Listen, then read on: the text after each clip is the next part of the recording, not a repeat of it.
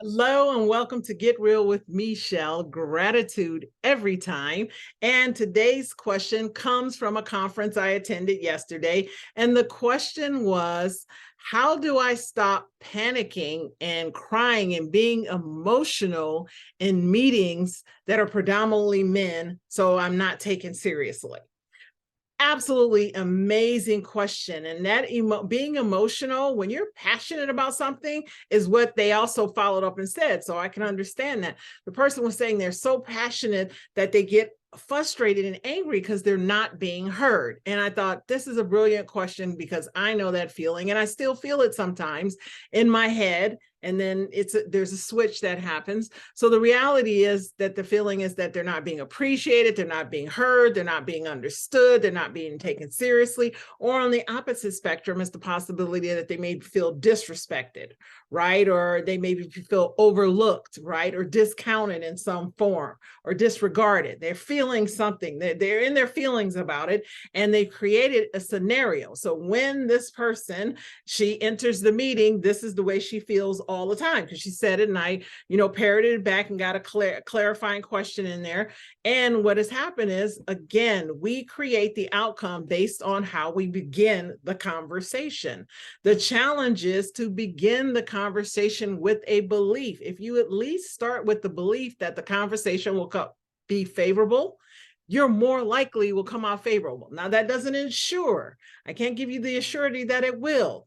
And when you practice and you repetition and practice and repetition, how to create favorable outcomes, regardless of how other people behave or what they say, and you keep your response and you hold that imagery in your head that that's who you are, this is who you've decided to be, the value you are when you enter the rooms and you have conversations and you're working with colleagues and opportunities and connecting, you will start to master it and do it. And it all begins with a vision in your head. So what would you want? So my question to her was, how do you want to feel at the end of the meeting?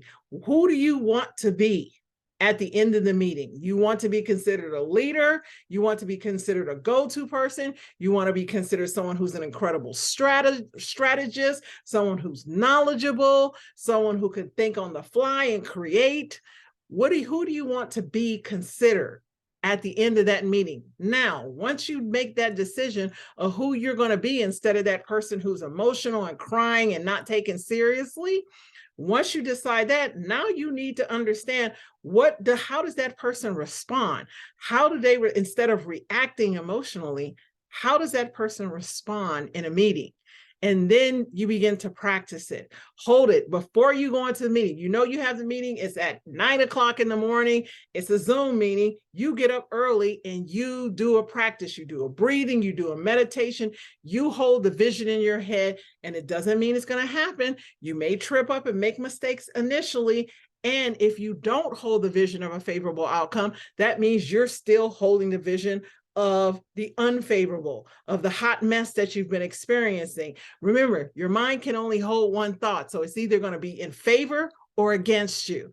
This is a positive or negative, a yin and yang life that we live. So you're either thinking life is working in your favor or you're thinking it's working against you. So create the favorable outcomes and you'll be amazed at what starts to happen. And it's the consistency, right? And it's the relentless pursuit and belief that I have the power to be an incredible leader, a highly sought after person, and a well-regarded leader when she makes that decision. And she loved it. I love the answer.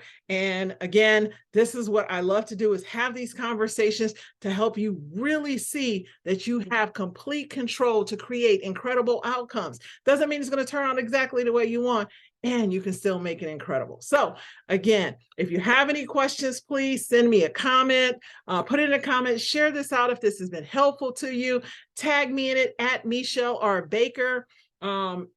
Email me at hello@Meshell Baker if there's anything I can do for you. And I'm a speaker and I do this work. I'm a coach. So please connect with me if you know somewhere or someone, yourself included, that would benefit from this. Have a great day and I'll see you at the next question.